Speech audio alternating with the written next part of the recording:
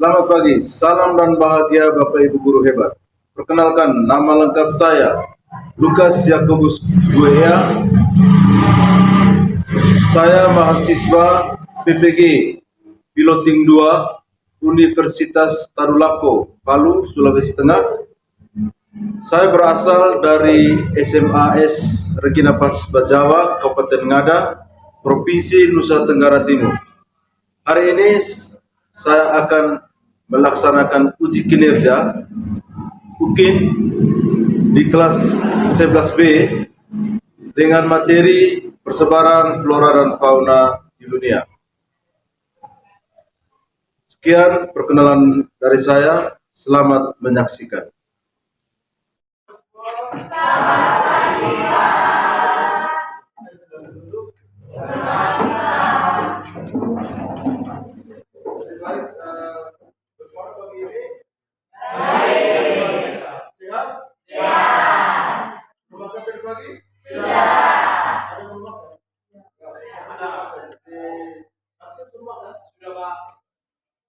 Mudah-mudahan hari ini semuanya sehat, sudah makan pagi untuk kita ya. Oke. Sebelum kita mulai kerja pagi ini, perlu cek hadiran untuk kelas 11B. Apakah semua hadir hari ini? Hadir semua. Hadir semua ya. Tepuk tangan untuk kita.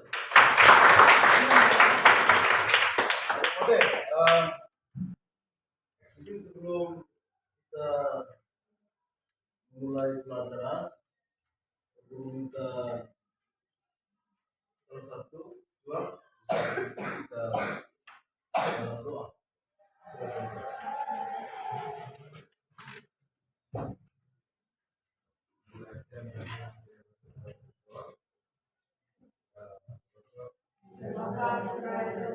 Amin.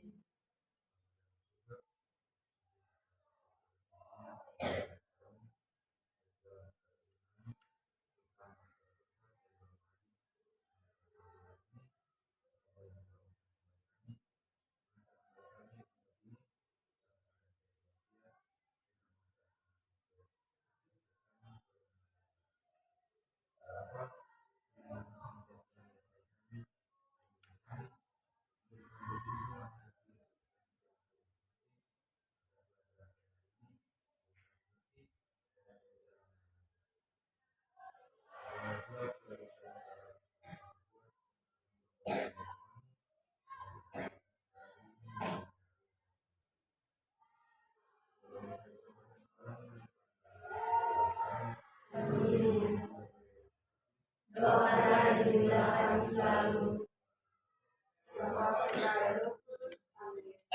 Oke, sesuai dengan materi yang Pak Guru berikan kemarin, hari ini kita akan belajar tentang persebaran flora dan fauna di dunia. Ya. Jadi kemarin Pak Guru sudah memberikan gambaran tentang secara umum tentang persebaran flora dan fauna di dunia ya. Mulai dari zona-zona itu dengan dia punya bioma ya toh. Dan adik-adik semua sudah belajar di rumah ya berkaitan dengan persebaran flora dan fauna di dunia. Ya. Oke, untuk tujuan pembelajaran itu peserta didik mampu mengidentifikasi dan menganalisis persebaran flora dan fauna di dunia. Kemudian alur tujuan pembelajaran, peserta didik dapat mengetahui persebaran flora dan fauna di dunia, mengidentifikasi jenis persebaran flora dan fauna di dunia, dan menganalisis daerah persebaran flora dan fauna di dunia, dan menganalisis karakteristik persebaran flora dan fauna di dunia. Coba ulang kembali alur tujuan pembelajarannya. Coba di layar. Berdiri. Suara besar ya? Alur tujuan pembelajaran, peserta didik dapat mengetahui persebaran flora dan fauna di dunia,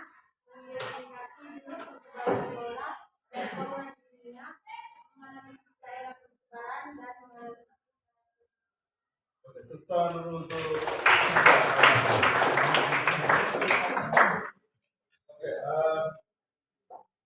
sebelum kita lanjut, mungkin Pak Guru coba memberi semacam stimulus berkaitan dengan persebaran flora dan fauna di dunia. Mungkin adik-adik bisa mengamati jenis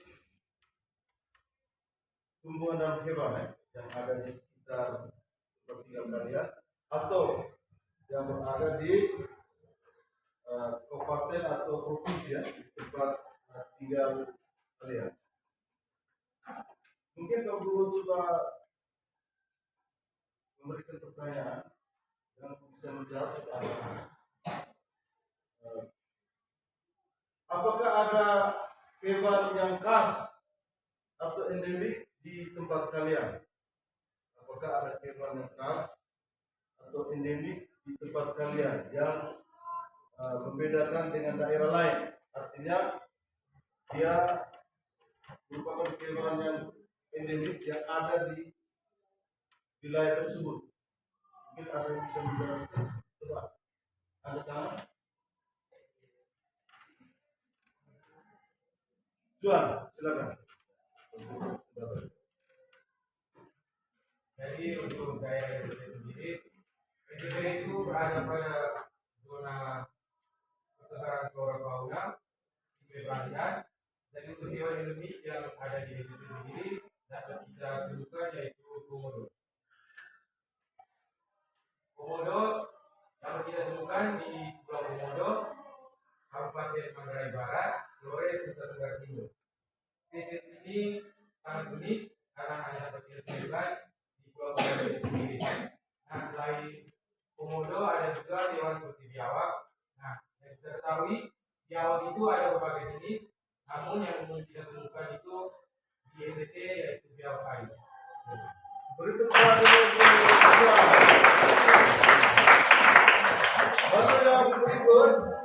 pertanyaan berikut, mengapa dia berbeda dengan tempat lain?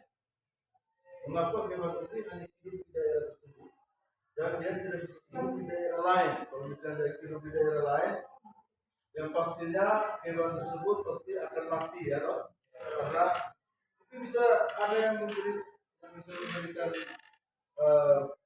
penjelasan mengapa dia hanya hidup di daerah tersebut. Arta, silakan. Baik, terima kasih. Guru, saya sendiri, hewan yang bisa hidup di daerah atau lingkungan tertentu itu yang pertama karena dari adaptasinya, dari awal itu sudah berevolusi sehingga dia bisa membuat adaptasi khusus. Seperti pada beruang kutub ya yang kita ketahui. Contohnya beruang kutub ini dia memiliki lapisan yang dapat membuat hidupnya hangat di daerah kutub utara. Sementara jika kita memindahkan beruang kutub itu kepada daerah seperti penunjang tropis seperti Amazon yang suhunya itu lebih tinggi dari rata-rata kutub utara, maka beruang itu bisa beradaptasi. Oke, tadi kita beri aplaus.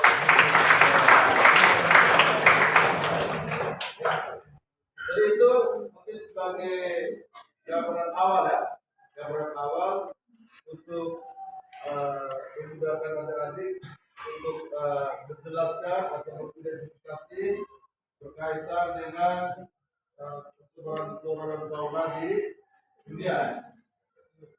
Oke, untuk sehingga kamu lebih mengenal tentang persebaran flora dan fauna, Pak Guru akan membagikan kamu dalam kelompok dalam kelompok.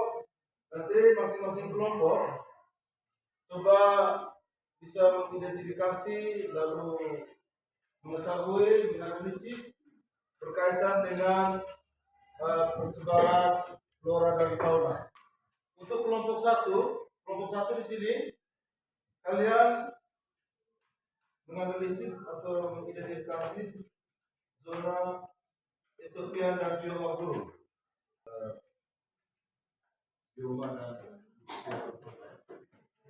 Kelompok dua, kalian diskusikan tentang zona paleartik dan hutan tundra. Jadi sama, tinggal mengetahui jenis persebaran sesuai dengan alur tujuan pembelajaran. Ya. Kelompok 3, zona oriental dan taiga. Ya. Zona oriental dan taiga. Silakan analisis daerah persebaran, kemudian jenis, karakteristik ya. Kelompok 4, silakan kalian mendiskusikan zona Australia ya, dan hutan tropis ya. Silakan jelaskan atau menganalisis karakteristik, jenis dan persebaran. Oke, jadi sudah kemarin Pak Guru sudah suruh kalian bawa dan Manila lalu dengan gambar flora dan fauna. Silakan kamu mulai menentukan ya, mengidentifikasi. Nanti sebentar setelah menyelesaikan, Pak Guru kasih waktu kurang lebih 20 menit. Nanti sebentar, nanti secara acak Pak Guru akan tentukan siapa yang nanti melakukan presentasi di depan ya. Oke. Jadi waktu dan kesempatan saya persilakan.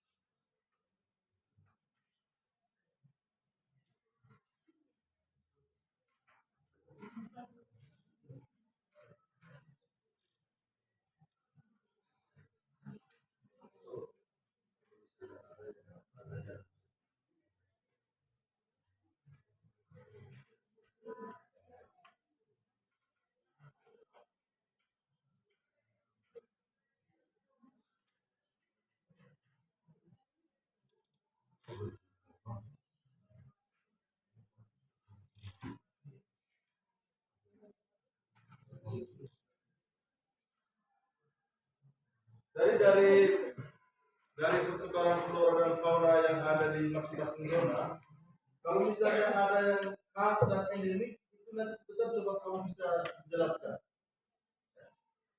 Karena di setiap zona itu pasti ada ciri khasnya masing-masing.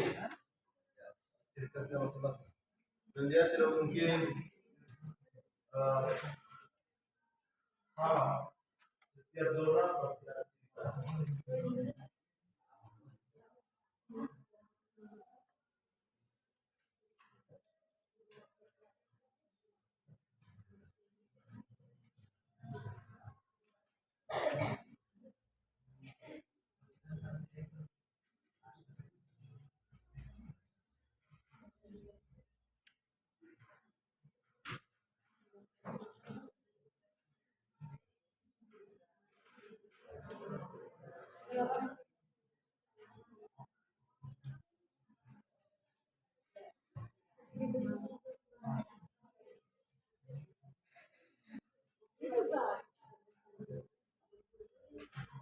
Oke, tepat jam 8 kita presentasi ya.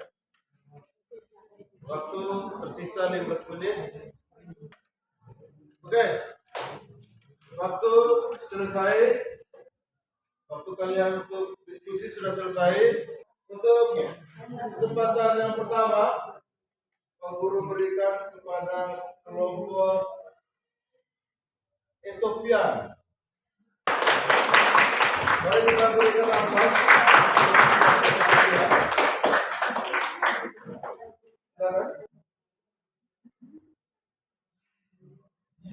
Selamat pagi untuk teman-teman semua. Selamat pagi.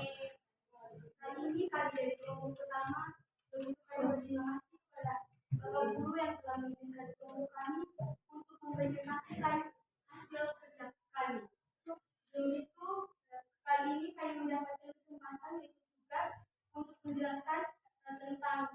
bioma gurun dan persebaran fauna di zona ekotropis. Saya Naya sebagai moderator dan juga teman-teman saya yang akan menjelaskan nanti. Kami mohon perhatian dari teman-teman semua untuk mendengarkan apa yang akan kami jelaskan nanti. Sebelum itu, kami akan menjelaskan apa itu zona ektropian. Zona ektropian adalah negara di Afrika Timur yang memiliki lingkungan geografi yang beragam, termasuk pegunungannya, dataran tinggi, dan lembah-lembah sungai dan juga gurun. Keanekaragaman hayati di ektropian sangat kaya dan unik karena berbagai faktor, termasuk topografi yang berbeda dan variasi iklim. Perlu diketahui, ada banyak spesies di wilayah ini. Nah, saya juga akan menjelaskan karakteristik fauna yang ada di zona ektropian ini. Yang pertama, yang ada atap pohon atau hewan amfibi yang berekor. Yang kedua, memiliki banyak kesamaan dengan fauna oriental. Yang ketiga, memiliki keanekaragaman vertebrata yang tinggi. Yang keempat, memiliki banyak mamalia bertubuh besar. Yang kelima, memiliki sejumlah spesies ikan air tawar endemik. Setelah itu, ada kedua teman saya yang akan menjelaskan tentang ketiga hewan yang terpilih yang berada di zona ektropian. Kepada kedua teman saya silakan. Yang pertama, saya akan menjelaskan hewan cheetah. Cheetah adalah anggota keluarga kucing yang berburu mangsa dengan menggunakan kecepatan dan bukan taktik mengendap-endap atau bergerombol. Hewan ini adalah hewan yang tercepat di antara hewan darat dan dapat mencapai kecepatan sampai 110 km/jam. Konon selama bertahun-tahun, cheetah hanya dikenal sebagai cerita hantu. Menurut cerita, binatang pemangsa besar dengan garis-garis mirip harimau pada tubuhnya ini sering membawa kabur orang-orang yang berada di perbatasan Mozambik. Penduduk di sana sering memberi julukan cheetah dengan nama. Ketiga, jerapah. Jerapah adalah hewan darat tertinggi. Jerapah dapat melihat di jendela ataupun digit. Leher jerapah sepanjang 1,6 meter, memiliki berat sekitar 230 kg. Kaki jerapah juga memiliki panjang 1,8 meter. Nah, yang kedua ada hewan takar. Jadi hewan takar ini adalah salah satu keunikan juga yang berada di zona ektropian. Kalian bisa lihat sendiri kalau mulutnya itu moncong menyerupai gajah. Lalu ketika dia berjalan itu akan berjijit.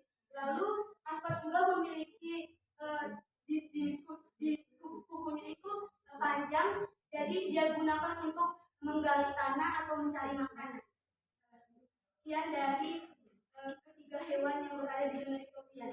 Lalu kami akan lanjut kepada bioma gurun. Yang akan menjelaskan tentang bioma gurun adalah teman saya Aca. Baik, bioma gurun berada di antara 10 sampai 30 derajat bintang utara dan bintang selatan.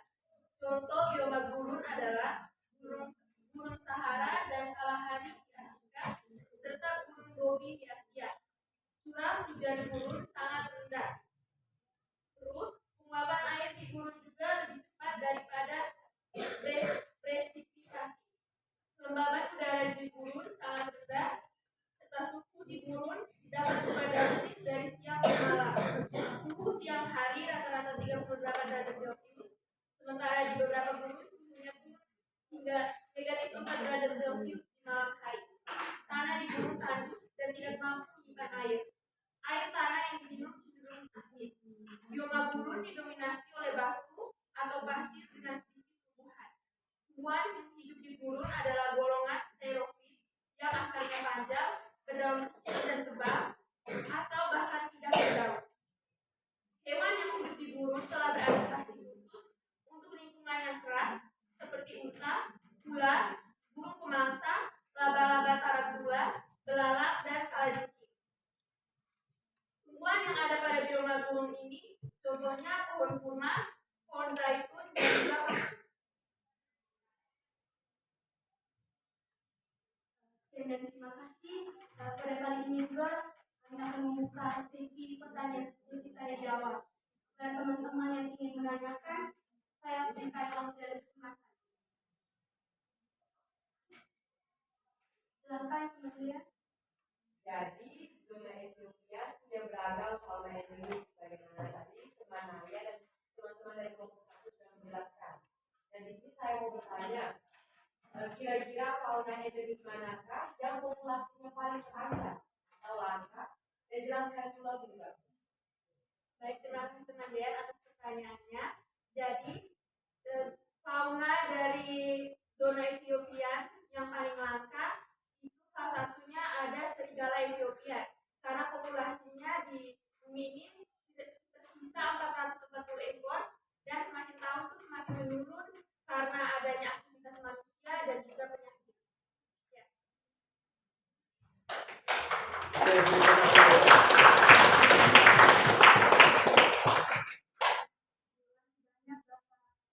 Guru yang sudah memberikan kami kesempatan. Hasil presentasi kami telah selesai.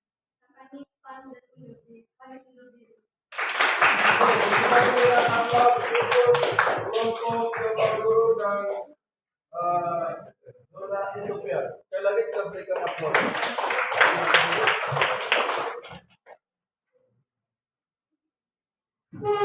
Oke, setelah kalian mendengarkan presentasi dari kelompok bioma gurun dan zona Ethiopia, ya, tentunya adik-adik sudah sepakat untuk zona Ethiopia itu berarti rata-rata mereka yang sekarang fauna itu berada di wilayah Afrika, ya, benua Afrika kan? Ya, benua yang banyak terdapat gurun atau daerah-daerah yang kering dengan bioma gurun, ya. Bioma gurun itu termasuk daerah-daerah padang pasir, ya, yang luas. Untuk zona palearktik ini itu dia lebih banyak berada di daerah-daerah Eropa, ya, Eropa dan wilayah Rusia dan bagian Asia Timur sebagian. Nah, tadi dijelaskan ada hewan panda. Itu seperti kalau kita di Oriental itu ada komodo. Jadi panda itu kan hanya hidup di wilayah Cina, ya, wilayah Cina. Tidak ada hidup di tempat lain. Nah, jadi dia menjadi hewan yang khas atau endemik, ya. Lalu hutan tundra juga itu identik dengan daerah kutub. Ya. Jadi zona palearktik dan hutan tundra ini itu selalu identik dengan daerah-daerah di wilayah kutub, ya. Wilayah Eropa, kemudian Antartika, Greenland, itu mereka masuk dalam zona palearktik atau zona yang seringkali diselimuti oleh salju, ya. Oke. Kita berikan aplaus dulu.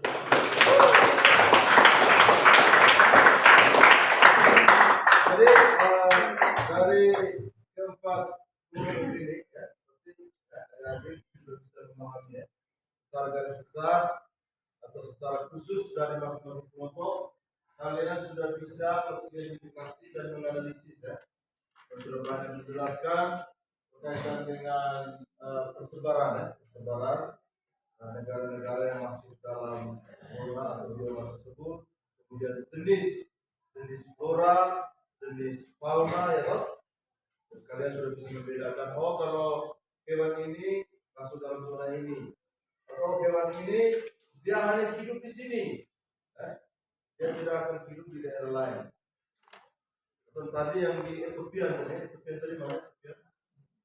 Ethiopia itu di situ jangan lupa nanti masukkan juga dengan Nil, ya. Nil kan di Mesir. Nah, itu sama dengan komodo. Dia hanya hidup di sungai Nil, dia bisa hidup di sungai yang lain. Ya. Dan ini juga, ya, bisa, dan kalian juga bisa membedakan, ya. Oh, ternyata misalnya jerapah itu dia hanya hidup di Afrika. Tidak ada jerapah yang kamu temukan di Batara, toh? Ya, tidak. Di Batara tidak mungkin ada jerapah. Kalau baru kita ya mungkin. Ya, toh? Atau bison. Bison tadi di wilayah mana tadi bison? Palearktik, kan? Itu hanya ketemu di wilayah Amerika. Palearktik, wilayah Eropa, Amerika. bisa kita temukan di Cirebon kan tidak ada kan? Kalau temukan anak hewan seperti itu berarti yang seperti Bapak jelaskan itu berarti dia bukan hewan jadi. Oke, untuk pikir cukup. Kita akhiri pertemuan kita pada pagi hari ini dengan doa yang akan dibawakan oleh Alfrida. Alfrida, silakan memberikan.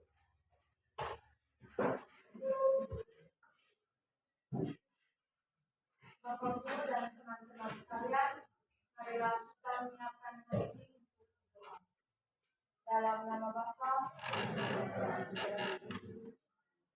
dalam Bapa dalam surga, puji dan syukur yang tiada hentinya kami panjatkan kehadirat-Mu, karena hingga pada saat ini kami semua masih dalam keadaan sehat walafiat.